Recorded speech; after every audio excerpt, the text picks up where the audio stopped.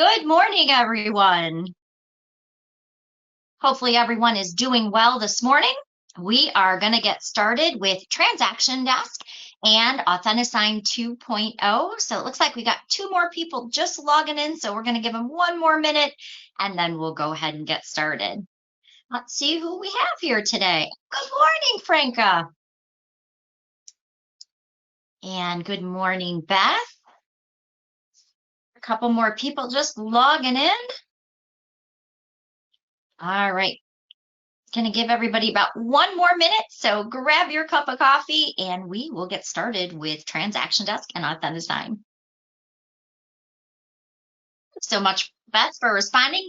That way I know you can hear me and see me. It's always great when somebody actually responds. I wish we could do all of our classes in person, but I guess this is the next best thing. So you can, if you're like me, it is my birthday. So I'm going to be honest, I have my slippers on underneath it. And I'm actually doing this from home today, so this is a nice treat. So hopefully you are ready to pick up some time-saving tips that will help you write an offer, create a listing. I'm going to show you a lot of things that I love as an agent of 23 years. Matter of fact, when they asked me to write this class, I was really excited because there's a lot of hidden things in here. And for many years as an agent, I was doing a lot of redundant work. I was putting it into the data sheet. I was adding it into Paragon. I'm going to show you easy buttons for all of that today. So because it's a small group today, feel free to ask any questions. As a matter of fact, I can actually move you to a panelist if you want to ask your question out loud, or you can simply type in the questions box. So let me tell you where that is. GoToWebinar usually has a GoToWebinar panel, which is over on the right-hand side. A lot of times during the course of our call, it will minimize so that you can see the screen better. But anytime you want to open that up, just simply hit that orange or orangish red arrow. It'll open up and you'll find the questions box. You can type in any questions that you have today, and I'll go ahead and address them. If you'd rather ask your question, as long as you have a mic set up, you're more than welcome to throw up your hand icon, and that will tell me that you'd like to unmute the line, and you can ask your question too. Some people prefer to just do it in the questions box. Some people will feel more comfortable asking their question if it's a little more detailed, so it's completely up to you. But enough of me and my fuzzy hair. What I would love to do is take you on that tour. I'm also going to show you some new enhancements. So they're not new. They came around last year, but there are some new enhancements in Authentisign. Basically, the documents are now high resolution, so it's easier to counter in those tight areas. But what I would like to do is, since we only have a couple people on the call, if you have an active listing and you want to have some eyes on it, you can actually type your listing address. And thank you, Beth, for the happy birthday wishes. Yes, another year, getting closer to that 5-0 every day. So thank you for the birthday wishes. But if you have an active listing that you want to have a few extra eyeballs on today, you're more than welcome to type that in the questions box, and we'll use your listing as an example. So if you'd like to do that, that's fine. If not, we'll give everybody a couple seconds to do that. Again, if you have an active listing that you want to showcase and have a few agent eyes on, this is a great opportunity to do that. If not, I'll just grab something from our market monitor. Let's see.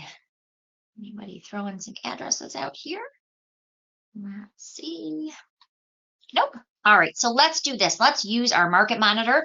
I'm going to turn off my fuzzy hair today, and I'm going to let you see the whole screen because it makes it a little bit easier, because that's the kind of interesting thing about Authentisign and Transaction Desk is it really can be overwhelming when you look at it.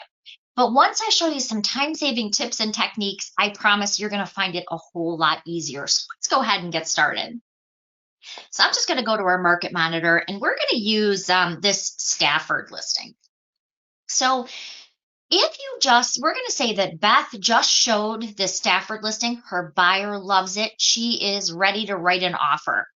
The last thing Beth wants to do is go into her purchase documents, write up who has it listed, what's their agent ID, what's the office information, what's the lengthy tax ID or lengthy legal description, the address, all of that's already in the MLS, right? So why do you want to recreate the wheel like so many agents are? Today, we literally are doing so much as agents. We're multitasking. The last thing you want to do is have to key in a bunch of information that already exists. So let's take this one for example. So if I'm looking at this property and I want to go directly into the BS&A record, remember, MiRealSource members actually get BS&A in all 5 of the gross points. Genesee County, St. Clair County, and Macomb County, we actually pay that bill for you. So what I mean by that is if you are looking for the property record and that municipality charges a fee, well, good news is we actually get that bill on your behalf and we pay that for you as long as you're doing it through this easy button here. So the first thing I like to do as an agent is I do want to go in and I want to take a look at the BS&A record. Again, if you click on this easy button, and I apologize, it looks like a trash can to me. Brian explained that it's a government pillar. I also explained to Brian that it looks more like a trash can. He kind of laughed. But basically, that trash can is your link. And when you click on it and you go through that link, we actually take you directly to that property record. And if that municipality charges a fee, we actually cover that here at MiRealSource. And remember, that's for any of the 5 gross points. That would be for Genesee County, Macomb County, and St. Clair County. I know Lenox, for example. I just closed a home recently in Lenox, and it's a $3 fee when you want to access the BS&A record. Well, the nice thing is you're using the live BS&A record by doing this, and you don't have to pay that fee. We actually take care of that at MiRealSource for you. So it's one thing you do want to have. This thing, so that's going to be right here. Again, you're going to click that. It's going to take you right into the BS&A record. The second thing is I now want to write a transaction. In this case, Beth wants to write a transaction. Her buyer loves it. She's ready to write a purchase agreement. So what she's going to do is she's going to look for, this happens to actually be the Instanet, which is the company who makes TransactionDesk. It happens to be the Instanet logo. So you're going to click on that. And it's going to do a lot of the hard work for you. And that's really the beauty of TransactionDesk, is it's going to take you into a way that you can pull all of that data along with the photo. All of the detail is going to come over. So one of the things, it says I lost my internet connection here for a second. Let me go back. So let me go through that again. So the little splash icon that you're seeing right here, this is actually going to take you directly from this property that you just showed, because we're going to say that her clients love this. She's ready to write an offer. We want to pull all the data that's associated in the MLS with this property. So what we're going to do is we're going to go to this blue splash where it says start a transaction. That's going to take all of this data and it's going to pull it into TransactionDesk for us, okay? So what you should be seeing right now is the Create Transaction screen, because this is where it's starting to pull that data from. So right up here at the top, we've got our transaction address, but here's one of the keys. If your broker has created a packet, like a listing packet or a buyer packet, you're going to see that under templates. If you don't see that word template at all, that means you, the agent, need to create a template so that when you go in, you have all the forms. The last thing you want to do, let's say Beth got a call from her buyer, they want to write an offer. The last thing you want to do is go try to find a purchase agreement, an agency agreement, the buyer's agency agreement. You don't want to have to hunt for all of those forms that your company needs. No, you want to simply apply your packet. And you want to have all of those forms floating into your transaction and being filled out for you. So again, you want to make sure that you've selected a template. If your brokerage does not have a template, then you want to make sure that you are creating one. I'm going to show you how to do that today. An easy way to do that is grab your listing file, deal file folder, or your sales folder, and just go through and make sure all of the forms that are in that file are in your online file. It's a good way to think of it. The last thing I want to do is I want to say, who do I represent in this transaction? If Beth were representing both sides, meaning she listed it and is working the buy side, she could select both. In this case, we know it's listed by another agent, so we're just going to say that we are working with the buyer, the selling agent. So I'm going to go ahead and click that I'm the selling agent, and I'm going to hit create. And I know selling agent, I kind of struggled with that a little bit because we always think of ourselves as a seller's agent in Michigan. Remember, this is a nationwide program, and we have a little bit different terminology for that. So it's basically listing agent or the selling agent. Now, what you're going to notice here is as it's coming over, you can see it pulled in the property photo. You can see it's bringing in all of the details. So here we go. It's bringing in the street address, the city, the county, the tax number, the school district, the lengthy legal description, the subdivision, the zip code. All of that is starting to flow into our transaction. That's all stuff you don't have to rekey. The next thing is if Beth is working with this buyer, there is a few, maybe 4 or 5 things that Beth will have to fill in. Like there is no program to pull the purchase price out of the buyer's mind, right? So that's something we are going to have to add in. So we're going to go to our purchase price, and I can see here this home is listed for $139,900. So what I'm going to do is I am going to say that we are going to offer, say, $138,000. So I'm going to go ahead and put that in there. Whatever that EMD is, I'm going to go ahead and put that in. There's also a place that there's a counter on that EMD. There's a place for that as well. Keep in mind, this wizard is very generic. So it's asking you questions on the listing side and the purchase side. But of course, you're only filling in your side of the transaction.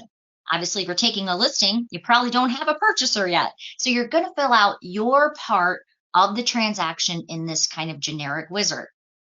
Okay, you ready for a couple tips? If you are adding in something like that you are asking for, let's say, the dishwasher, you're asking for the built-in microwave, you just want to put it on there. Maybe you're asking for the washer and dryer, whatever that happens to be that you want to include, you're going to actually put that right in the property include section. Even though you're working with the buyer, this is a way that will automatically carry that over to all of your purchase fields that ask what you want to include. For me, in my company, we have 3 different forms that talk about this. There's an addendum that talks about what appliances are going to be added. There is a line on our purchase agreement for what's going to be added.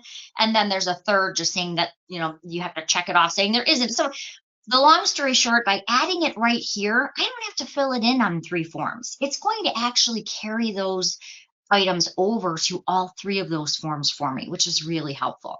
Same thing with property excludes. If you have, maybe you want to exclude that ugly play structure in the back yard, and you want the play structure removed, or maybe the pool, above ground pool, whatever it happens to be, you can put that in there as well.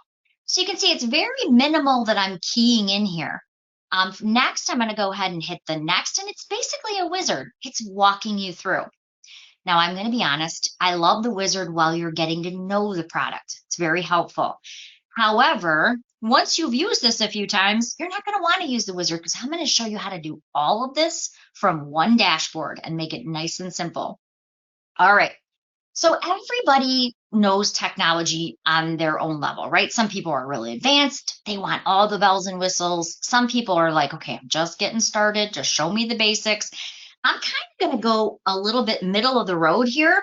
I'm going to kind of keep it mostly basic and so that you can kind of see everything. And by the way, I am recording this class. So if you miss something, if you get a call, and hopefully it's an offer coming in, if you get a call and you need to step away for a minute, don't worry. I'm going to actually show you exactly where you can find this class. You can watch it again if you miss any of the details. I'm going to show you one more advanced option. You do not have to use this. But I have to tell you, many people that I showed this to, they call me and they go, oh my God, that was the best time-saving thing you showed. I'm going to show it if you are just covering the basics. If technology is maybe not your best thing, you don't have to go this advanced. I am a mom. I obviously work full time at the MLS. I only sell a few houses a year. But for me, because I only sell a few houses a year, I need reminders. Like I cannot tell you how many times I forget to remind them to get the water read done, or I forget to order the water read. It frustrates me. I don't know why I have a mental block against that after 23 years. But those are those types of reminders on a transaction that help me. So setting those up in an automated way can be really, really useful, and especially for me because I forget a lot. All right, so this screen that you're looking at is, of course, where you can put the dates in. So if I'm doing my offer date, I'm going to say it's March 1st. Maybe you're giving them a certain time that you want to them to accept it by, when they're going to apply for their mortgage, when they're going to get their commitment. You can put all of those dates in there, and that's really good. And that's keeps you from having to go form to form and fill it all out. So you want to add those in. If you are a more advanced user, you may want to take that step one step further, and you may want to do tasks. Now, a checklist is basically a group of tasks, so you could do it either way. But I'm just going to show you one, and then you can decide if this is something maybe you would like to add in so that it has those reminders for you. So let's actually I'm going to click on tasks here just for a moment. I want to show you how you can actually take this a step further. So if you are a more advanced user and you want those reminders, you can add a task. I'm just going to do a really simple one today just to kind of show you the process. So I'm going to say if you are taking a listing, one task might be install a lockbox, or install a sign. That would be kind of a task. And remember, a checklist is really just a series of tasks that you don't want to forget. But in real estate, there is really, if you come down to this drop down, and these are very helpful if you're on a team, by the way. But in real estate, these drop downs, in real estate, we really don't have a specific date that would be. Like, it's not going to be every October 31st, right, that you want to add a sign, because that's really specific to your transaction. So in this case, you could make it related to another task completion, meaning that you've signed the listing paperwork. Or you could say, I want to make sure that that sign is installed one day after my list date. And then who on your team is going to be responsible for ordering that sign or installing that lockbox? So when you're on a team, you can add other team members who get these email reminders to say, hey, make sure that you get that sign installed. So I'm going to say that we want to, one day after the listing date, maybe I want the day of or the day before to get that email reminder so that they can order that sign. Then who's going to be assigned with that task?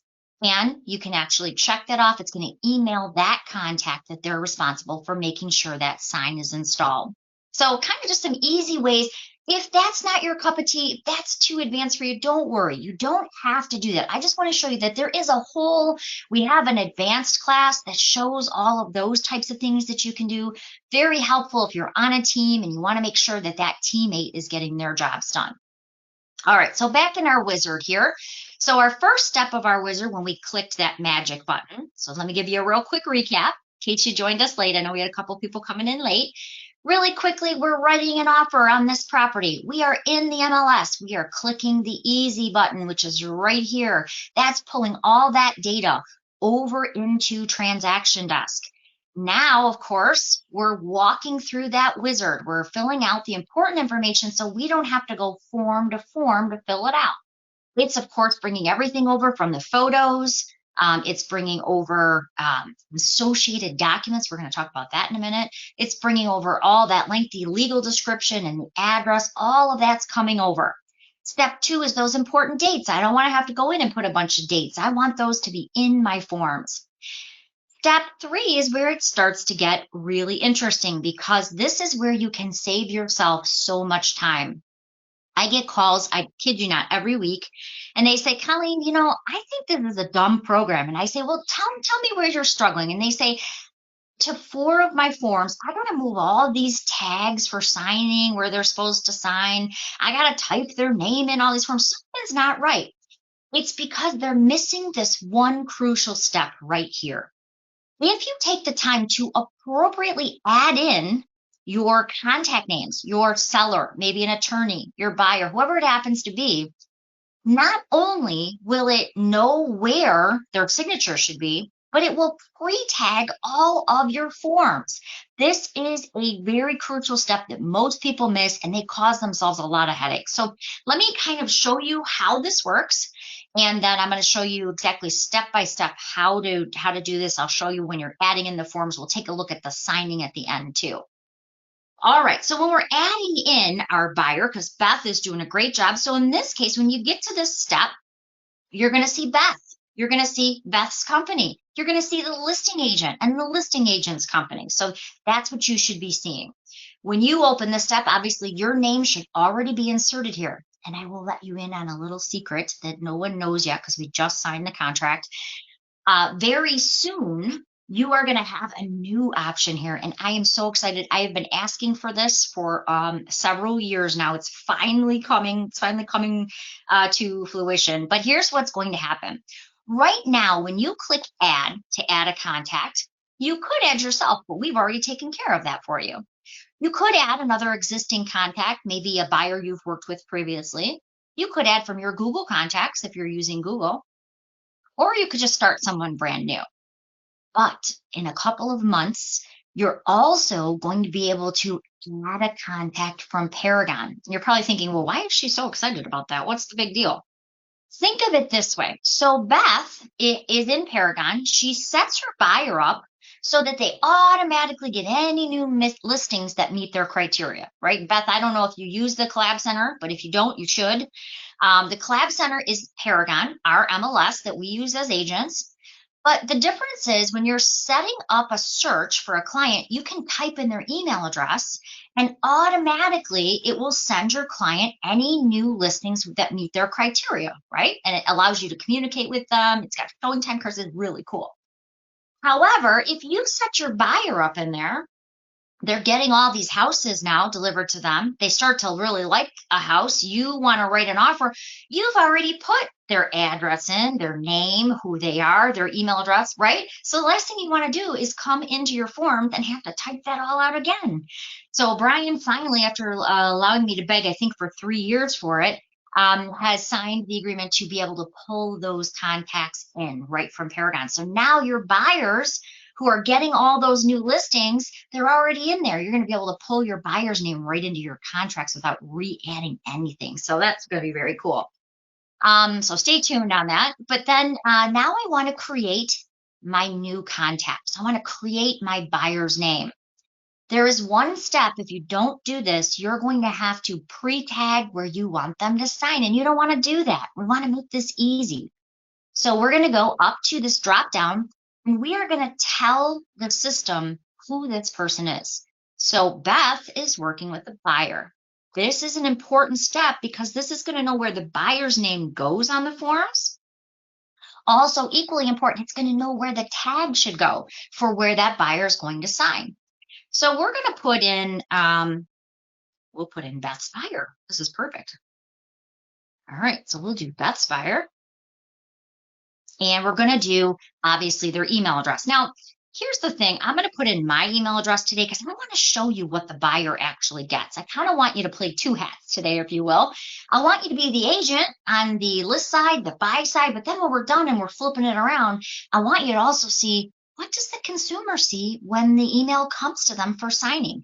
I always like to know that because you know who they're going to call if they have a question? It's going to be you. So you're going to want to test that signing process. You're going to want to take a look at it.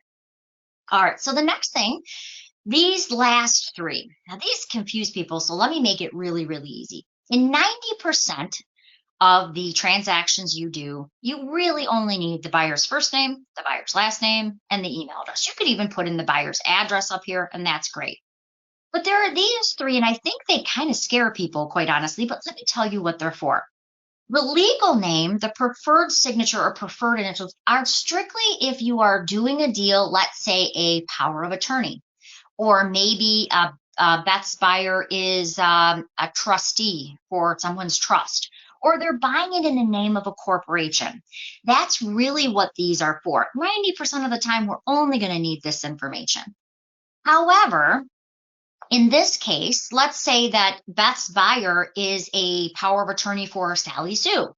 So that's where we could actually have the legal name, which is prepared underneath the signature, because Beth's buyer isn't signing it Beth's buyer in this case, right? An attorney's going to want it to be Beth's buyer, POA, power of attorney for Sally Smith. So they're not just signing it with their own name. It's not a personal purchase for them. This is where that they would need something different pre-printed underneath that line. Again, this would be in the case of an estate, power of attorney, buying it on behalf of a corporation. So that would be where you really need a different signature and a different signature pre-printed underneath the line. Yes, Beth Buyer's signing it, but she's signing it in the way that the attorney has asked to have it drafted generally. So that would be the preferred signature the attorney might want, and this would be what's pre-printed underneath that signature line. Okay, so hopefully that helps. Think of this legal name right here as what's going to go underneath the signature line. And then, of course, this preferred would be how they're actually signing it.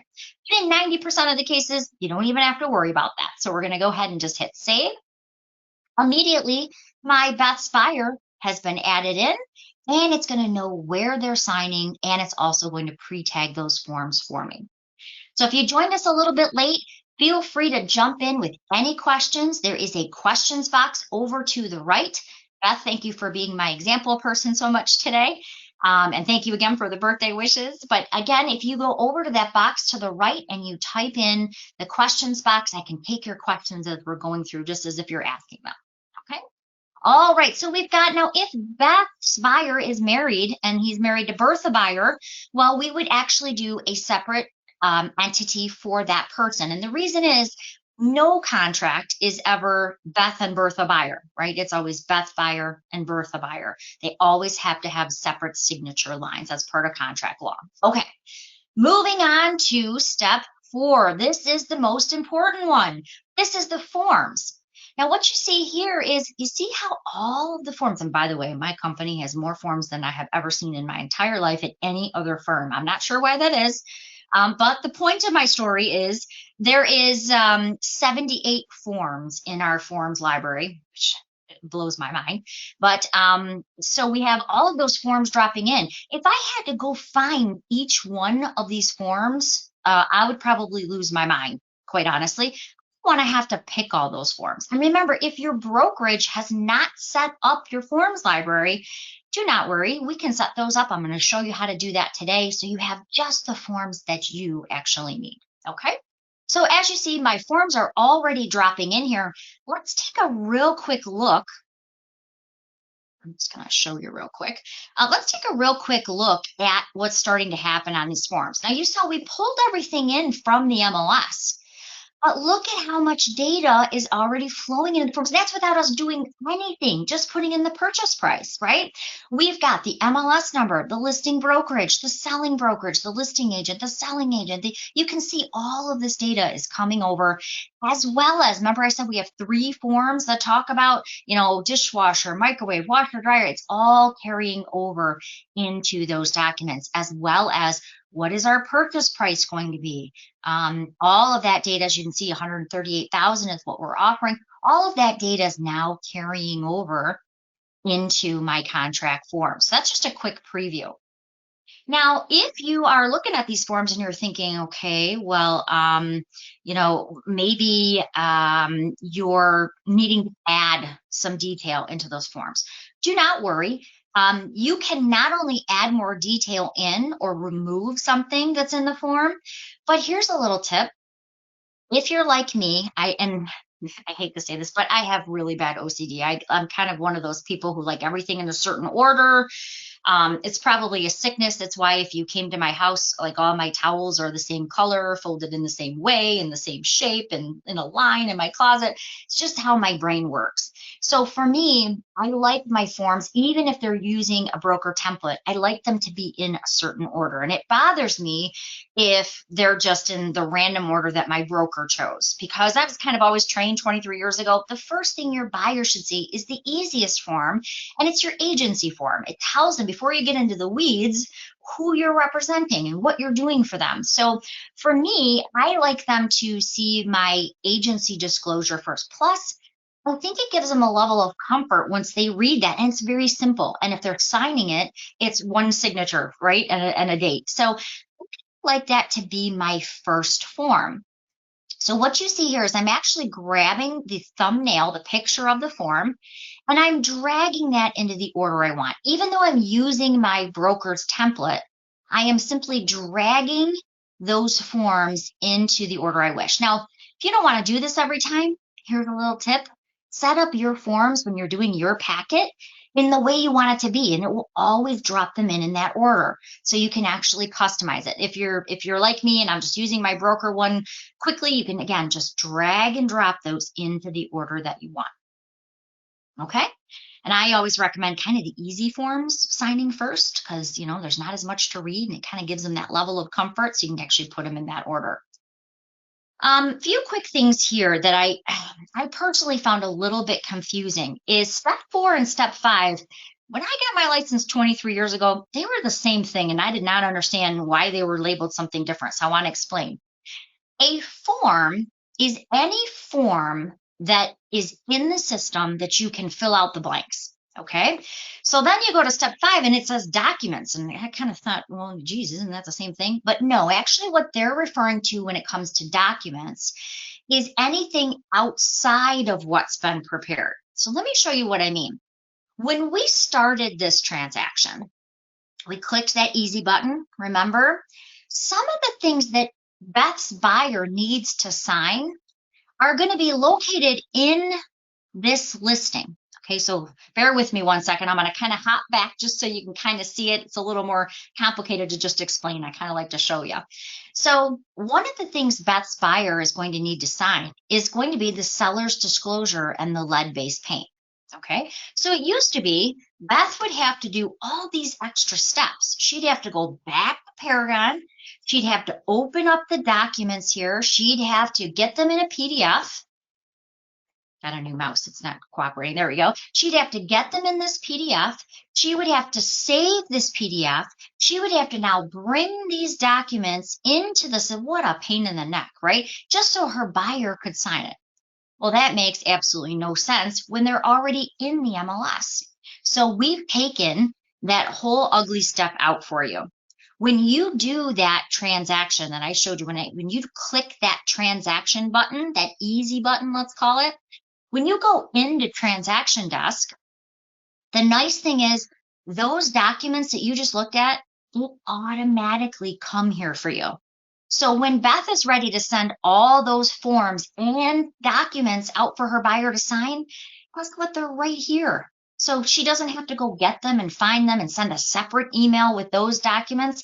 Nope, they're actually right here.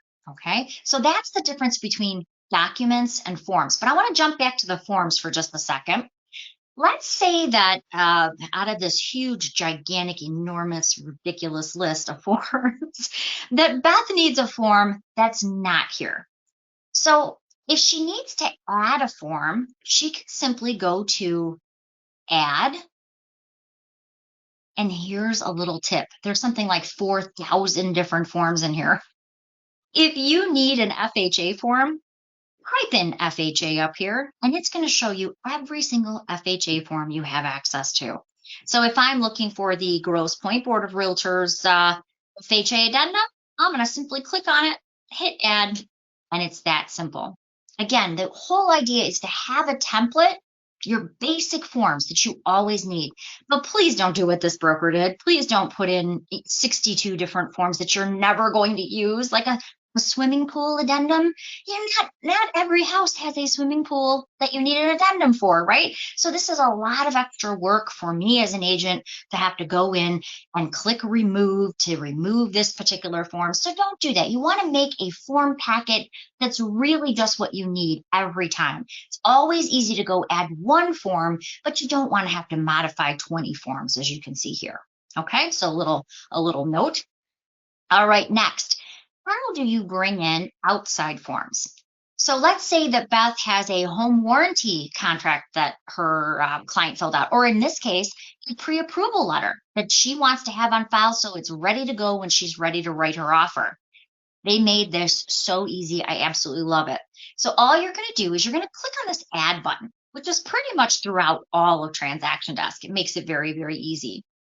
All I want to do is let's say I've got my pre-approval. We're going to call it, this is our pre-approval right here, right? It's in my downloads. I downloaded it. Lender sent it to me via email. All I want to do here is I want to drag that into this drag and drop bar. As soon as I do that, and by the way, you can add up to 20 files at a time. So if you've got all your listing docs in a folder and you want to bring them all in, you can do that. Immediately, it just brought that document in. Another thing is, and this happens a lot, where somebody sends you an offer. Okay, they didn't send it through Authentisign. Maybe they even dropped it off at your front desk. If you have an offer, you want to pull it in, right? So they give you an offer, you go to your scan or fax or however you want to get it in here. You can even email it in here, and you want it to be part of this transaction. Maybe you have pre-title. Maybe you have an estate and you have estate paperwork, things like that. You're literally just going to hit that add button. You're going to click on where you're bringing it in and drag and drop it onto this bar.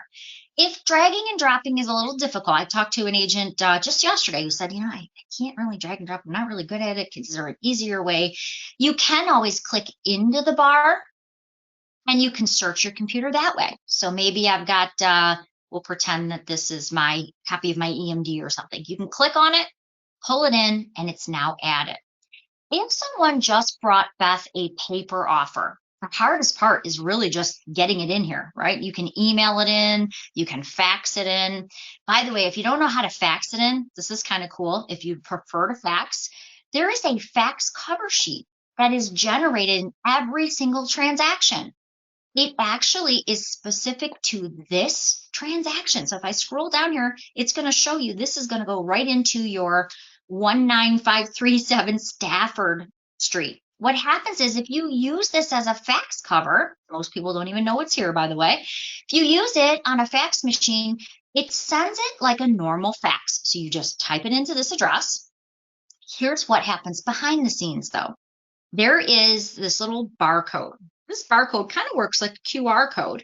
But what happens is when you send it through a fax machine, the fax machine reads this barcode and it knows that it needs to be deposited in this specific transaction. Then what happens is it notifies you, the agent, that a new document has been added to that transaction, so you can actually go in and see it. Now, I'm going to be honest, most people don't fax anymore, but there is a really cool thing you can do with this. I use this if very few title companies are left where they give you paper. And quite honestly, I hate that. I wish they'd all go to e-files. It's just so much easier.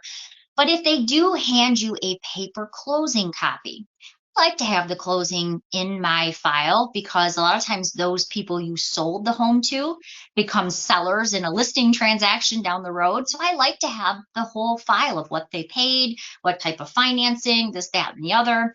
So what I do is I print off this fax cover sheet.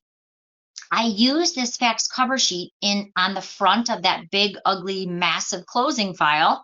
I then fax it into the transaction and I mark the transaction closed. That way I don't have to spend a lot of time scanning stuff in. I don't have to move it around. I don't have to do all these different documents. It's just a simpler way to get those big, ugly paper files in here. Okay, so again, the nice thing here is not only do we have our forms, we have our documents, again, that what I just showed you in the MLS, our lead-based paint disclosure, our seller's disclosures, all of those are right here because when my buyer signs something, I want them to sign everything at once. I want it to be super simple. But there are those situations. Again, if Beth had a paper file that came in, Beth doesn't want to, mark it all up with a pen and it's hard to read. And she is a professional agent. She wants it to look good and she wants it to look professional. And so she actually wants to do the markups in Transaction Desk because one, you have a record of the markups, you have a copy. Two, it's going to look a whole lot nicer. So I don't have a PA in my documents. I'm just going to bounce back here for just a second. But of course, you would bring in that paper document. That's, of course, the first most important thing. I'm just going to use the purchase agreement we have here just for the sake of time. I hope nobody minds. We're going to pretend we just brought this in, we scanned it, or we dragged and dropped it onto that little bar. And what we want to do now is we want to mark this up because we're going to counter it. So Beth's like, yeah, we're not taking anything less than 139. You're only offering 138, so we're going to mark that up. I'm going to go up to this. It kind of looks like a painter's palette. And in that painter's palette, I'm going to go up and I'm going to do my markups. And I'm going to show you these. Try to blow it up a little bit here because it makes it smaller generally in GoToWebinar. So I'm going to blow it up. So hopefully you can see that a little bit better. But let's say that Beth says, you know what? We're not going to offer the washer and dryer. Okay. So Beth is going to go up to this line tool. Beth is going to cross that out. Now we're in my brokerage, and you do want to check with your broker on your policy. Matter of fact, I got myself into a heap load of trouble last week. There are certain associations who do not allow crossouts on documents. So you do want to check with your brokerage to make sure what the policy is for countering. In my broker, if we make a change like that, we just have to have all the parties initial it. But there is, and I want to say it's maybe Midland. The Midland Board of Realtors, I believe it was, had someone in that attended the class, and they said, oh my gosh, you are not allowed to ever strike something off a contract. You have to use a separate addendum. So do see your broker on what your policy is for countering. Mine, like I said, and most brokers in this area, it's permissible to use that cross out. You just have to have everyone agree and initial. So, but check with your broker. I don't want to get myself in trouble again. There are a lot of different tools here. If you need to highlight that you just got your client a home warranty, well, you can certainly do that. You can use the highlight tool. Now, here's where it gets interesting, though. So if you're doing a real counteroffer, let's face it, most of the real counteroffers we do are because we're countering the price. So in this case, if I just did this, not helpful, right? Because we need to put something there and we want it to look nice. That's the whole point. So I'm going to get rid of this line. And what I'm going to do is I'm going to go to this text box right here. And I am literally going to create a text box. Now, here's a little tip from an agent who does this a lot. You can actually do your text box a little bit off the area where you have some white space so you can actually see what you're countering. I like to actually do it off on a line or a general white space area and drag it into position. It looks a lot nicer and it's a lot easier to do. So let me show you. So we're going to say that Beth is countering this at 139. And here's where my OCD goes crazy, right? I'm like, holy moly, that doesn't match. So we're going to actually right click on it. We're going to bring that font size down. I think that's probably about a 12-point font, I'm guessing. You could make it bold if you have a bold contract. You can change the font. But this is where it starts to get interesting. So I've got my 139, but look what a mess. You can't even read that, right? So we know that's not quite right. We're going to actually grab that, move it back to where we were. And like I said, it's easier to actually do these things just off in a white space so you can see it better. You can see how really bad that looks and how it's very difficult to read. I'm still not happy with that font, so I'm going to probably go to a 10-point font here. The difference is, and again, you can change your font type so that it matches a little bit different. But here's where I've now got this. But again, when I move it, you can see it's transparent behind it, so it looks extremely messy. So I'm going to right-click. I am going to change that background from transparent to white. Okay, now look at it. Now I can actually just adjust the size. Do you see how much cleaner that looks? Whole different thing here. So I'm going to just, and again, if I had more time, I would actually bring the font down even one more and adjust the size, but you get hopefully the general idea here. So that looks a whole lot nicer. And of course, you could still do a cross out behind it and have everyone initial it, but I just think that looks a lot cleaner, especially if you're working with a bank. Unfortunately, we are seeing a few more foreclosures starting to trickle in, and they're always going to want a clean copy. So this is a nice way to do that. Okay. All right, let me show you one of my, now obviously you'd go through, you would mark up any changes, and then you could send these out for signature. One of my favorite features that they recently added, and I love it because I drive a lot. I teach, I was just teaching for Bay City yesterday. A lot of times I'm in the car driving to different associations around the state. And if you're in the car, and let's say you just sent everything out to your buyer, I'm going to use Beth again. So Beth sent all these forms out to the buyer, along with the seller's disclosure, the lead-based paint, buyer signs everything. Now you've got everything back, Beth, and you're like, oh, one big happy PDF. It all came back to you. Your buyer signed everything. But now Beth is driving in the car, and Beth says, you know what, how am I going to send these to Colleen? Because my buyer's agency has my buyer's phone number and email address on it.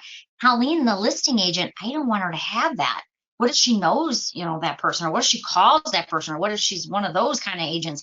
So the idea is, what Beth wants to do is she literally wants to maybe remove a page or remove a form so that the listing agent, when they get it, they don't see it.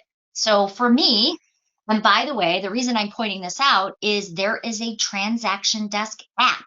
It's a free app. If you've not gone to the App Store, go in, download TransactionDesk. By the way, it's one word. People call me all the time. I can't find it. One word, TransactionDesk. Download the app because you can do this on your phone. You can make changes. Now, people call and they go, Colleen, do you really think that I would do an entire transaction on my phone? No, I don't think that. I wouldn't do a whole listing transaction on my phone. But here's what I do.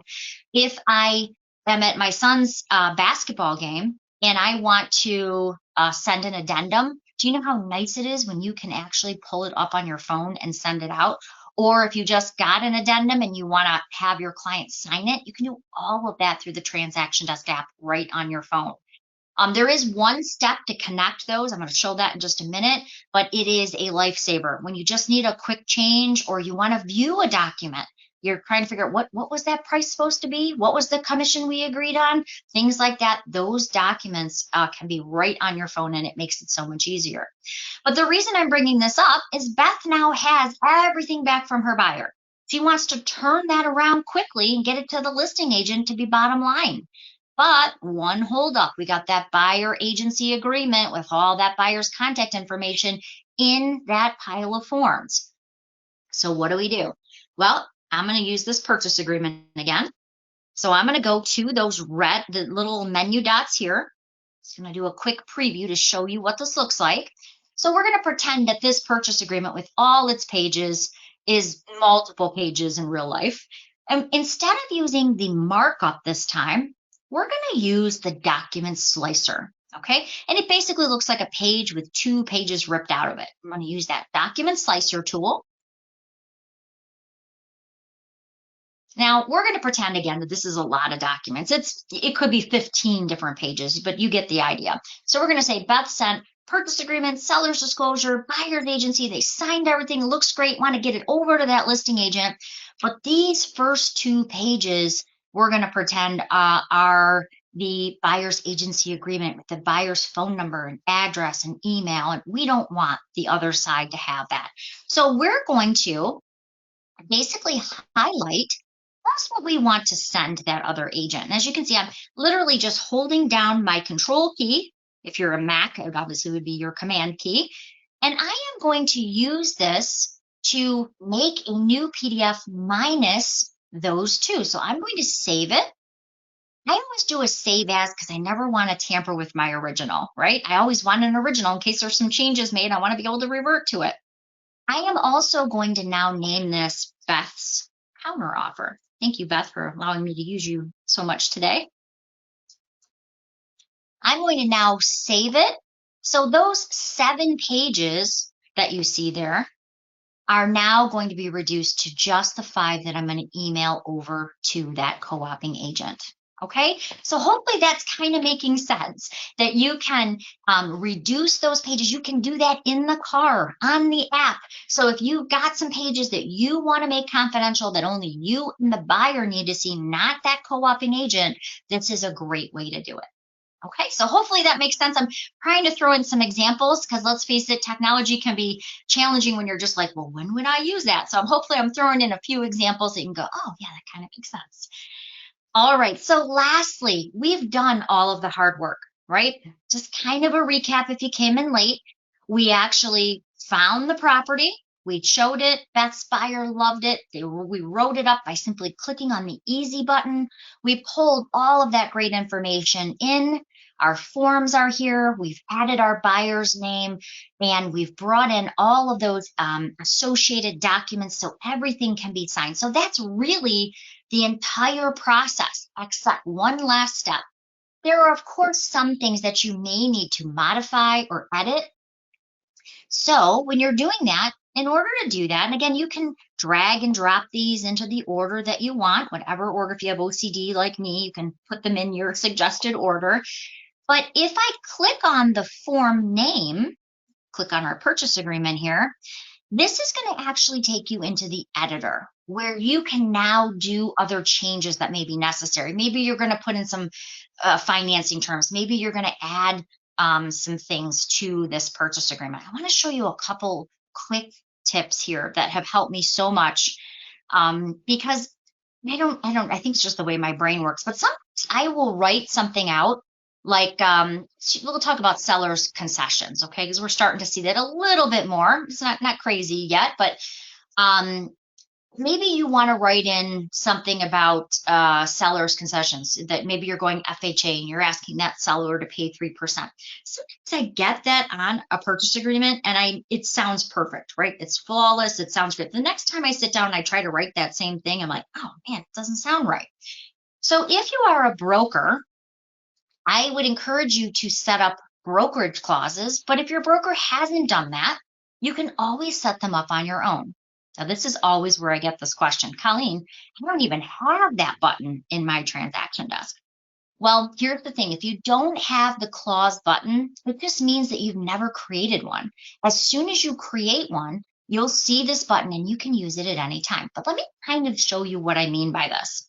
So let's say you're writing other terms and conditions, and you want to use that language that you, or again, your broker can set this up too, but you want to not have to recreate all that. Like maybe you want to say something like all appliances to stay with home after sale, I'm including blah, blah, blah, whatever that happens to be. Maybe you've got a home warranty company, or maybe you want to say something like, buyer has 7 to 10 days to complete the home inspection. All results must be in writing. Maybe you have a cleanup paragraph, or maybe you have a team paragraph that you're disclosing. Maybe you have a home warranty not to exceed this amount, whatever it happens to be. The nice thing is all you really have to do is check off the ones you want to use. And as you can see, it's going to plug that right in there for you. So I encourage you, if there's a certain thing you find yourself typing in all the time, don't do that. Copy and paste it into your clause library. It makes it so much easier. And don't do what I do. Make sure you spell it right. There you go. You can put as many clauses in as you need to. And the idea is you don't have to keep recreating the same thing again and again. You'll also find when you're in the forms editor, you do have those same great tools. Like if you need to strike something off, you have those markup tools. You can literally just click on that item and use it here as well. Maybe you want to do a line tool, want to just cross something off, you can do that here. Just make sure you see your broker on making any changes to your contract.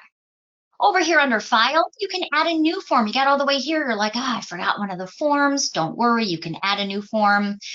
You can save it as a PDF. Now, I always get this question too. I saved it, Colleen. I want to go back on my desktop, open it up, and make changes. This is actually a locked form. And the reason is the broker has the ability to go in and see those forms. So if you save it, it saves it in a locked, password protected PDF. It will only open and allow for editing in the program. So let's keep in mind. Copy. So for the longest time, people asked me, why in the world would you copy a real estate form? And I could not come up with a good example until my last listing appointment. I thought, oh my gosh, finally an example. Copying, normally in real estate transactions, we don't copy, maybe an addendum, something like that. But I then was doing a net out. And generally when I'm going on a listing appointment, I like to have a net out low, a net out at the price I'm suggesting, and then maybe a slightly higher net out so I can show them what the difference is. That would be a really good example of a copy form. So if you're doing a net out, it would actually carry over a lot of like the home warranty. That price is generally the same, maybe your home inspection or a pre-inspection fee, things like that, where the fees would be similar. And then I can just change things like maybe the commission, something like that. If you want to watermark a form, maybe you want to send a draft of what an offer to purchase would look like so they can read it ahead of time. You can actually do that. You can print it. You can send documents via email, via fax. You can mark them up from here. So pretty self-explanatory, all of the basics. But the hardest things really should already be coming over into your transactions, because remember, we're pulling all of that data from the MLS. The number one frustration for me was I would be on a form and I couldn't figure out how to get to the next form. I'm like, what is it hidden? I'm only seeing the purchase agreement. I've got 72 forms thanks to my broker. I'm going to actually click on the transaction forms box, and that's where you can jump from form to form. So all you really have to do is click on the form name and you can jump to the next form. Each form is separated because they don't want you to think it's a run-on form, right? So when you're ready to jump to the next form and do the editing on that form, you're literally just clicking on the form name and it's going to take you to that form. So pretty easy to jump form to form, so it's not quite so confusing. All right, so congratulations. I'm going to X out of here, my forms editor. I have all of my forms prepared. I'm ready to go. Now, of course, I'm going to hit next. My transaction is all complete, and this is actually where I would now send it on to the buyer. But I want to show you the difference between the listing side and the purchase side. Now, you know the difference in the transactional sides, but they're also created different. And I found this was the one thing in TransactionDesk I really struggled with. So let me just do a real quick recap. When we started our purchase side, okay, we started from right here, right? We started from our easy button because the data that we need was in the MLS. It was a property we showed. And unless we're writing on, let's say, a for sale by owner, we're always going to find the information in here. As a matter of fact, we have 97% of the state of Michigan now in that we have more data than any other MLS, I'm excited to say. And so now we can pull in, whether it's in MiRealSource or RealComp, or it's in Saginaw, or it's in Bay City, it doesn't matter. I click this button, it pulls it in, and all of that data starts to flow. But on the listing side, would you really want to start a listing from what someone else put in for their listing? Or maybe it's never been listed before. So the answer is no. Where would be a better place to get the listing information? Right from the tax records, right? Because how do I know the agent filled this all out correctly? I don't really. I'd want to go right from a trusted source. So on the purchase side, yes. You're always starting with the easy button. You're always starting from the MLS. But on the listing side, this is where I want to actually start in TransactionDesk. Okay, so let me show you how to get there. So again, purchase side, always starting from Paragon. But when we are actually creating a new listing, we want to start fresh. We want to make sure the data is right. So we want to go to Resources. And we want to go into TransactionDesk. So instead of starting from the MLS, we're going to go backwards. We're going to say, okay, I want to start from the actual program. All right, so when you're in TransactionDesk, there is a little icon over here on the left. It is your home button. This is all of your transactions. When you click on the home, this is where you're going to see every file you've written up to now. Well, we want to create a brand new listing from scratch. So we're going to go up to, again, the add button. Pretty consistent throughout the whole program. All right, here's where your next time-saving tip comes in. A lot of people will name. I just had a very upset broker call me on Monday and said, Colleen, I have 72 Barry Smiths in this account. How do I know which is the Barry Smith that I'm looking for? And the answer was the agent, every time they sent something, they made a new file with the client name. It was a hot mess. So, little tip, name your transaction the property address. And if you want to add in, apologize. If you want to add in the client name, you can still do that. When I'm ready to add that client name in to make it a little easier, I'm going to do 41539 Wessel, but I'm going to do Bob Smith. So I can still see the client name, but if Bob Smith buys more than one home, I'm not going through 9 different files to try to find the house on Wessel that he purchased, right? This time, because it's a listing, I am going to apply the listing packet. This time, I am going to pull, instead of pulling from MiRealSource, the MLS, I'm going to use the tax record. Okay, here is the big tip though. When Brian put all this integration together, the problem is you would have to know what the tax ID is. That nobody knows the tax ID. So what you're going to do is you're going to actually find it by address. We're going to go over here to the right, and we're going to do 3 steps. Now, this is where people get confused. So you might want to jot this down. If you want to pull in from the tax record, you want to do only 3 fields. The fields that you want to do are the county. So I'm going to do Macomb here. The street number and the route street name. So what does that mean? A lot of people will say, well, Colleen, what does that mean? Well, if it has a drive, a way, a place, anything like that, you want to leave those off. Because what happens is tax records are so very specific that if you type in DR period and it's spelled out in the tax record, it's not going to find it. So here's kind of the general rule. Put in the county, put in the street number, and then put in just the route street name. So this happens to be Wessel Drive, but we're just going to type in Wessel. Then we're going to do search tax data. And you're going to check it off. You can see immediately it found that tax record. And I'm going to hit select. Do you see what it just did? It filled in all of that legal description, or that tax ID really. And it's now pulling from that tax record. So I'm saying I am the listing agent. I want to pull in all that data from the tax record.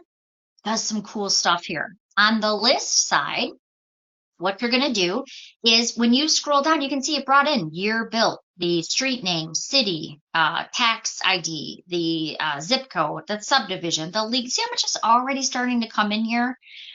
The next thing you want to do, obviously fill in your dates, your listing date, things like that. But here's where it gets cool. It actually pulls the seller of record from the tax ID so that it knows who the seller is. So if there's, let's say that there's a husband and wife, or let's say they're partners, those people come in and they're labeled as seller. But what that does for you is it ensures that the seller's names are pre-printed in all the right spots. And again, no more tagging. It did that. So this is pretty generic, just like I showed you on the sales side. So we're not going to go too far into it, but I do want to show you 2 things that are probably my favorite features in this program that when I show you, you're going to go, oh my gosh, this is the best thing since sliced bread. One, once you're filling out all of these forms, The last thing you want to do is go fill the exact same information out in Paragon, right? You don't want to add your listing and go through all of these steps again. So here's a tip. You want to auto-populate it from the tax record. That's already starting to flow. But generally, when you go on a listing appointment, there's a few pieces you don't know yet. You don't know the room measurements, right? Because you haven't been there yet. You don't generally know what's the agreed upon listing price. So what I do is I fill out all the paperwork. I take it with me. I fill out as much of the data sheet as I know, and I save it. Here's where it gets cool. I'm going to go back in when I do have that list price, when I do have the listing date, and when I do have those room measurements, and I just update this form. One last thing, click this upload listing button. What it does is it takes all the listing information, and guess where it sends it? It sends it over to Paragon to build your listing. Now, it does require one extra step. It doesn't just want to make your listing live, right? Because there's one more thing you need to do. You want to make sure you're adding in your photos.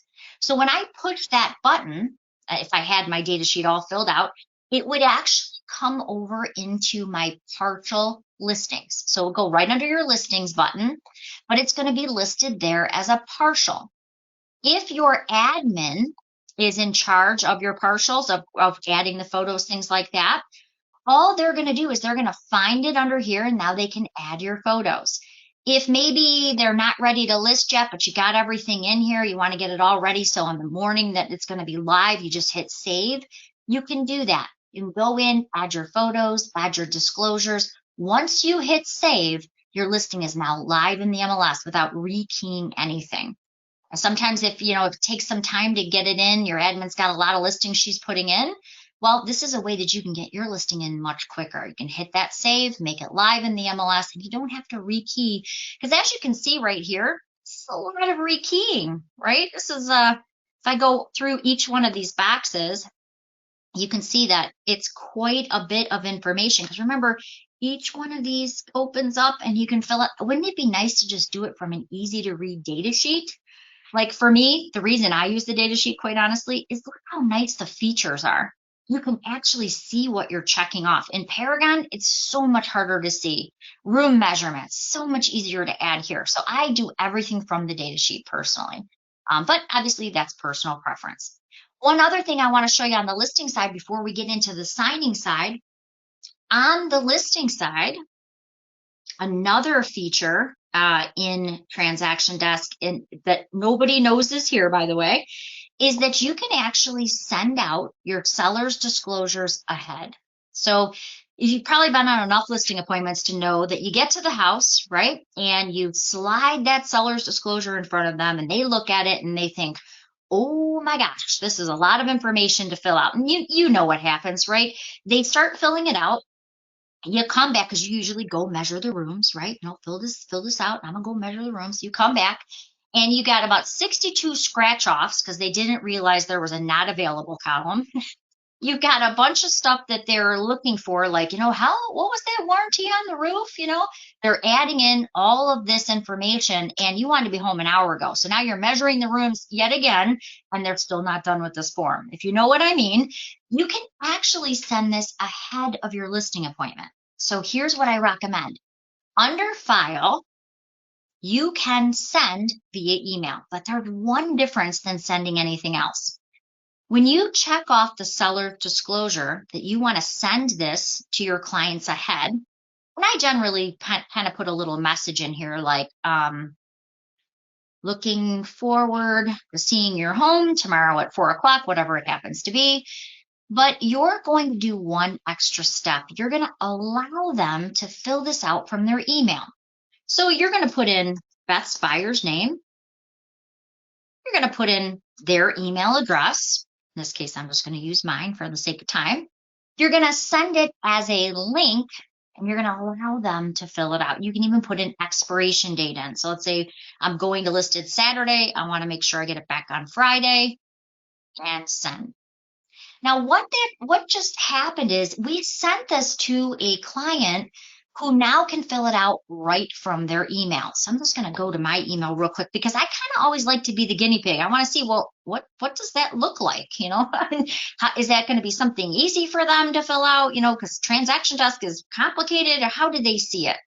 So let me show you exactly how they see it. And usually it takes about 30 seconds. So you can see they've now got the email, and it comes from you, by the way. If you've added your branding in, it even has your company at the top. It's got my photo, it's got my information, and it's got some basic information about how, if they just click into the seller's disclosure, they can fill it out. And now once they hit save, it comes back to me as the agent. They don't have anything fancy to do. They don't have to print it out and get it back to you. All they have to do is hit save. So let me show you. So I, as the client, go in, I start filling this out. If I make a mistake, I can uncheck one and check another. The fields are open, so the client can actually type into the fields, but they have a nice streamlined version. They have the option to print. They can make it larger, or they can just hit save, which now alerts the agent that the document has been opened and changes are made. You can now see it. If I want to print it off and take it with me on my listing appointment, I can do that as well. So most of the time I'm listing in person, but what you see right here at the bottom here, it's telling me, the agent, that Beth's buyer just opened up that form and filled it out. So when they hit save, you're immediately alerted that that document is filled out. In case you want to, send it again, or maybe they filled something out and you didn't understand it, something like that. Or again, if you just want to print it and take it along with you on your appointment. All right, so hopefully that makes sense. So that is it in a nutshell. The listing side, the buy side. If you have any questions about either one of those things before we get into Authentisign, please go ahead and add that right into the questions box and we can go ahead and address it. I know I went over a lot so far, but hopefully you're following along and finding it pretty easy. Okay, so I'm going to close some of these so it's not so distracting. All right, so now in Transaction Desk, as I mentioned, the wizards are great. And using them when you're getting familiar with the program, that's wonderful. But after you use the wizard, you've gone through all of these steps a few times, you may find that a little bit cumbersome. So you might just want to set up your dashboard so you can do all of those things from your opening screen. So again, the wizard's wonderful. It's that 5-step process that allows you to not miss anything. Now, I've kind of taken you through everything. You're probably thinking, oh my gosh, I could have filled these out by hand 20 times by now. Well, on average, when you're not going through every single step explaining it, it takes about 7 to 9 minutes to actually create most of your purchase agreements or listing agreements, things like that. I kind of went the long way because I've showed you a lot of little steps that you could do along the way with some examples. However, on average, it's about 7 minutes from the time you click the easy button to edit your forms and then to send. I personally like to be able to do all of that from here. So if you remember when we started talking about adding a contact, we were in the wizard, we clicked on the plus. You could do that same step right from your dashboard too. So if I wanted to create a new transaction contact, remember this screen? You can do that right from your dashboard, but let me show you how to set that up. On your transaction dashboard, which is basically your transaction homepage, if you will, you can click on this lock and you can add other things. So if you have checklists that you're using, you could add that checklist right onto this page. The things I would definitely recommend that you add: Authentisign, your contacts, your forms, your documents, pretty much everything you're finding in your wizard. Add those by simply grabbing them, letting go, and putting them right on your dashboard. And there's a whole lot more. You can add call conversations, you can fax docs in, you can email docs in, but hopefully I'm going over enough of the basics that you're feeling comfortable navigating around. You can make these, of course, smaller or larger to fit more in. You just grab these little green tags, make them smaller or larger so that you can see more. Once you have it set up exactly like you want, just hit that lock button so they don't shift around. And now you've got everything conveniently located on your dashboard. So everything you could do in that wizard, you can do here. One point of note, by adding in Authentisign, if you follow these next steps in Authentisign, everything your client signs will automatically go back into your Authentisign box. I just listed a house not that long ago, and I helped them buy it 5 years ago. Do you know how nice it was to go into this Authentisign box and see all of their signed documents, their closing docs, everything was here? It's so nice. So everything is stored. I just mark the file closed and I have it in archive. Transaction Desk does have a white paper that says that they keep transactions for 7 years, but I've got stuff in here from 10 years ago. I do not believe they're purging it. They do have the right to after 7 years. It's always a good idea to yearly backup as well. However, I like that I can go back into Authentisign and see every single thing that they signed automatically without having to move anything. It's right in this box. So let me show you how to make that happen. Over here on the left side of the screen, these are basically all your different options. You can go in, you can sign documents, you can just find single forms if you need them. But where we're going to spend the remaining 15 minutes are right here at this pen icon. This is how you're going to start an Authentisign signing. Okay, here's the key. You always want to marry what you are sending to the signing act, meaning what file does it go to? If you don't do this step, I promise you at some point, you will be sorry because it is very hard to find it when you have a lot of sends. So let me show you. When you click on Add to start a new signing, I know it says optional, but don't think of this as optional. It is really crucial that you add, because when you want to figure out, well, where did that mutual release go? Who signed it first? If there's a question on your file, the last thing you want to do is go into 12 different signings to try to figure out what the heck happened, right? You want it to be right in your file, and you want it to have that logical timestamp so you can see, okay, this got sent first, this got sent second. If a deal dies, you can set up subfolders. It's way more efficient. I had a call from a broker who was entering into a legal situation, and we were having to literally go in and try to open each one of these signings to figure out what was going on, and what a mess. You want to just go into the transaction itself, and you want to be able to see when things got sent, what was sent first, who signed first. It makes it so much easier. So we're going to give this a signing name. So we're going to call this 41539 Wessel, PA, or PA Docs. And I want to make sure I am adding it then to the transaction. I want to marry it to the file. So I want to add it to my Wessel file. I'm going to check that file off because everything signed automatically is going to go back into that box. Pretty easy to, once you've got those two married, because the contacts are there. The documents are there. Everything in that file is now at your convenience. So when I click Add Parties, darn mouse, I could go in, I could add myself, I could add in new people, but you know what? It's already in the contact. So I don't have to do all those steps. I can say, yep, this is the seller. I want to send my listing paperwork to, and my seller is going to sign it. There are a couple different ways that they can sign. So I kind of want to explain this because most people, 90% of the time, you're a remote signer. They're going to get it in their email. They're going to click to sign it. Super easy, right? However, sometimes if it's an attorney, they want to review it before the buyer signs it. So you could make the attorney the reviewer. It makes the attorney actually go in and say, I accept or I reject this document. Now, the attorney is not signing the document. What it does is give you the ability to record that the attorney reviewed it. And then once he says, okay, it goes over to that seller or buyer to sign. If the attorney rejects it, it immediately notifies you, the agent, and does not go on to that client to sign. So it kind of is like a fail-safe. It's really great for attorneys. If there's something that needs to be corrected, they can even leave feedback, meaning if the closing date is wrong or if the trust is spelled wrong or something like that, they can notify you right from this program.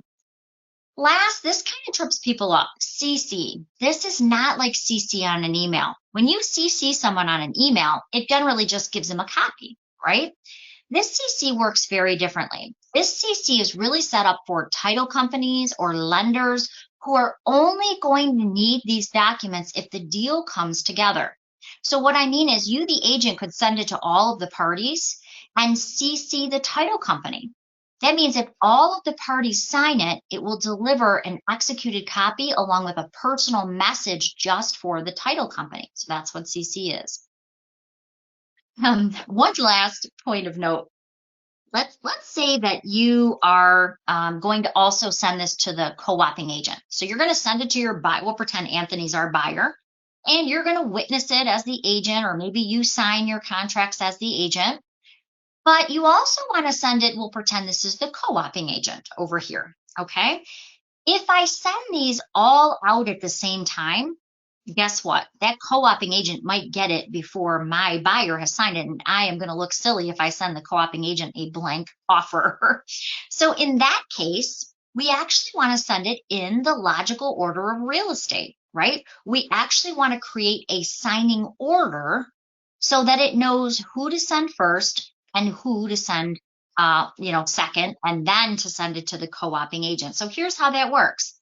If I wanted to send it to the co-opting agent last, I might want to move them in the third order. You can literally drag and drop them into the order. I usually like to send it to my buyer, then to me as the buying agent, and then to the co-opting agent. So I'm putting them in that order here. If you see any red errors like this, that means usually that an email address is missing for that client. If I want to remove them from the signing altogether, I can simply click there to do so.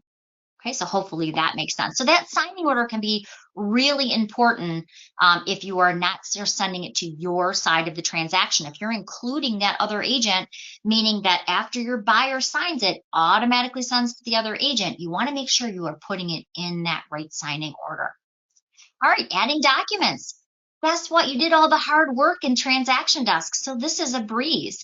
Not only are your forms here, but any outside document like our seller's disclosure, our lead-based paint disclosure, all of those are here. So as I mentioned, there was a commission letter that was attached to that one. Anything that's in documents is automatically brought here so that we can sign those seller's disclosures and lead-based paint disclosures right from here too. All you're doing is deciding which forms you want them to sign. So let's say I'm going to have them sign my disclosure. Going to have them sign my, what else are we doing? We're going to have them sign my exclusive right to list, whatever it happens to be. You're just going to go down the list and you are just going to hit add and add those in. Okay, so pretty self-explanatory, not super hard. You're just literally putting in what you're adding into the system. So then if you've gotten all the way here in the signing process and you forgot to add the pre-title or you forgot to add the copy of the EMD, you can always click on My Files. Same concept. You can go in, you can add other documents. Maybe you want to add another document from here. You can do that. Then, upload file. I meant to say upload file. You can add another document from here. Simply drag and drop it onto the line, and you can add in something you may have forgotten when you got all the way to this step. The My Files is, and a lot of people ask me, I don't get this. So let's say that Beth worked really hard. She wrote a purchase agreement on 123 Main Street. Unfortunately, they have the home inspection, and Beth says, you know what? The home inspector says, you're going to need all of the, maybe we want to find another house. Okay. But Beth has her pre-approval in the file. Beth has their copy of their EMD in the file. Beth has all their information in 123 Main Street. But Beth's a great agent. So she goes out, she finds them 56 West Street, and they love it. It's an even better house. She got them a better deal. They're all excited. The last thing Beth wants to do is go now fill out another buyer's agency or find it and pull it over. She doesn't want a same EMD that she's going to use. It's just simply going to be transferred. She doesn't fill all that stuff out. Same pre-approval letter. So you can actually go into another transaction and you can pull those documents into this file. So instead of having to recreate it or rescan stuff in, I can simply add it into this file as well. So I can even have it go out. That pre-approval can still go out with these documents so it shows up for the co-oping agent. Okay, just like I showed you before, of course you can move these into any order that you want. So if you haven't done that in TransactionDesk, you can do that here. You can add additional documents, but let's get into the actual signing process.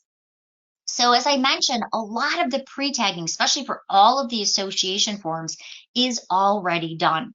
I grabbed a couple of forms just to show you without pre-tagging because I want to show you in case your forms are not tagged, well, how do you tag them? So I'm going to grab my sign here for the listing agent. I'm going to just drop it into place.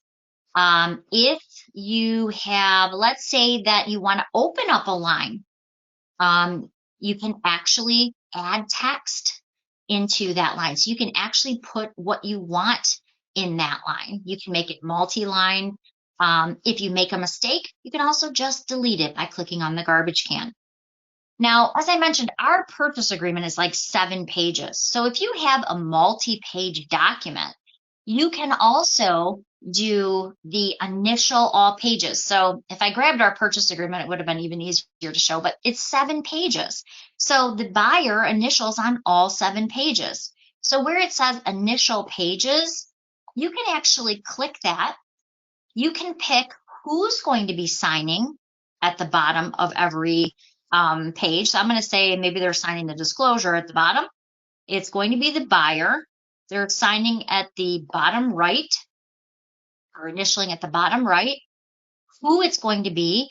And by the way, if it's a multi-page, you can even choose the pages. So I can say, well, they're going to be initialing at the bottom of page 2 only, or I think it's Center 21 has them initial every other page. So again, you can actually choose where they're initialing to. So hopefully that kind of makes sense. Some others are you can include a drop down. You can include whether or not they have a choice whether or not to initial in an area. Oh, let me show you this one. If you use an optional initial, well, that's great, but some people don't know what maybe that means. Like if you choose an optional initial, they have the ability to usually initial in more than one area. But let's say you're giving them a choice. I like these radio buttons because they can only select one. Meaning, if you're giving them a choice, do you want a home inspection or do you not want a home inspection, and you make it optional, unfortunately, they usually click both of them, and now you've got an invalid contract, right? So what if I told you you could add radio buttons, and it would only let you choose yes or no? They can't actually do both. And you can add additional radio buttons too. You can copy and make another one. But the whole point is that they can only pick one. You can still use things like the markup tools when you get to this point. So if you're like me, the other day I was so involved in writing the detail, forgot to change the stupid price. So you can actually go in, you can make changes right from here as an agent. So I can say, okay, I'm going to add maybe I'm going to add a highlight here. You can actually highlight, you can change things on the contract. So if you got all the way to here and you made a mistake, you can still go in and do some editing. You can also have their full name added, email addresses. You can add a text box if there's something you want them to fill in. You can actually allow them to fill out a specific line, but you have to enable it as the agent. It doesn't give them the ability to do that on their own. All right, so pretty easy. I hope that this is making sense. You're just going to drag and drop those signature lines into place.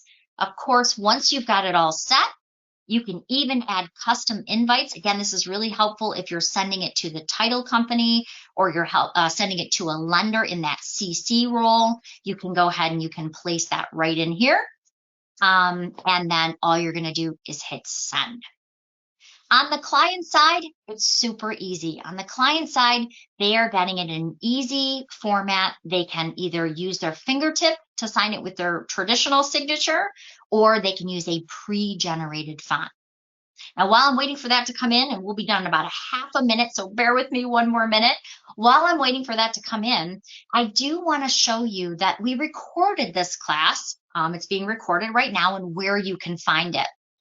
So if you are looking for this class, because I know I covered a lot of information, I kind of usually like it when we break this class up from Transaction Desk to Authentisign, so it's not so overwhelming because I know it's a lot. However, if you missed anything in the class or you want to watch this class again, you can watch it 24/7 at our YouTube channel. Let me show you how to get there. If you are in Paragon and you go to Resources, remember Resources is like your agent toolbox. Under your Resources, where you find all of your other great tools, including Transaction Desk, you'll find Recorded Webinars. That takes you right to our YouTube channel. If you click into the YouTube channel, I would recommend clicking on Playlists. You can go right to Transaction Desk, and you can see all of the Transaction Desk playlists. The newest ones are always on top, makes it a little easier to find. So when you're looking for this, I'll probably have this done tomorrow, edited and up there for you. So when you're looking for it, you're just going to find the Transaction Desk and Authentisign playlist. You'll see the class date is right next to it, and then you can fast forward to maybe that point that you missed. Lastly, if you prefer to read, if you are not, I do not. I hate manuals. When I'm frustrated, just give me a 2-minute video and let me get to where I need to go. But if you prefer to read a little tech help on Transaction Desk, you can also go to the MLS documents in Paragon, which is kind of hidden right up here. We have an education cheat sheet file, has almost 90 files in it. You can click on education, type in the words Transaction Desk, hit enter, and it will show you all of the cheat sheets just for Transaction Desk. If you're looking for a specific thing, like the markup or document slicer, it'll open up that PDF. It'll have large arrows so you can see exactly what you're looking for, and it makes it very easy to find just that particular item. Okay, so last thing I want to do with the last 30 seconds here is show you what the consumer is going to see when it comes in their email, because it's great. And I recommend sending this to yourself at least once. Check it out, because you do want to make sure, oh, that's always a good sign when you open up to an offer. You do want to make sure that you are kind of able to answer what they're going to see and what they're going to look at. So when it comes in, again, it's coming from you, the agent, because they don't know who the heck Authentisign is, right? They just know you, their trusted agent. It's going to have your branding, and it's going to say start signing. They have the option, if they're signing on their phone specifically, they can use their fingertip to sign. It does tell them that is a legal binding signature in all 50 states. All they have to do is hit start. And of course, it's going to take them to that specific line. It does tell them that there's 2 items they're going to need to complete. And you see how if I click on one, it actually grays the other one out. If I made a mistake and I click on that one, those are those radio buttons as well. Of course, there's initials and everything else. All I have to do now is hit finish. It's going to go on to the next person who's going to sign it. And of course, your client has the option to print or download them. You, the agent, are notified at every step of the way of who signed it, and now it's back in our file under that Authentisign tab. All right, so hopefully, I know it was kind of a long-winded class. I appreciate you hanging in there. Hopefully you picked up a couple quick tips that you found helpful. If there's any questions as we wrap up, now's a great time to throw those into the questions box. Did run about 6 minutes over, so I apologize. But if you have missed anything, you're welcome to go back to that YouTube channel, which again is YouTube/MiRealSource Media, or you can find it under the resources. You can fast forward to maybe that point. Maybe you had to step away and grab a call or something like that. If you don't mind too, there will be a survey that's going to come out after the class, probably in a couple hours, and it will ask you if there's any questions you had that we missed. Be happy to address those at that time. Thank you, Beth, for being our example so much today. Don't see any questions. Thank you, Beth. Thank you again. Thank you for your time today. So happy selling. Go list some properties. We need that inventory, and I hope you have a great day.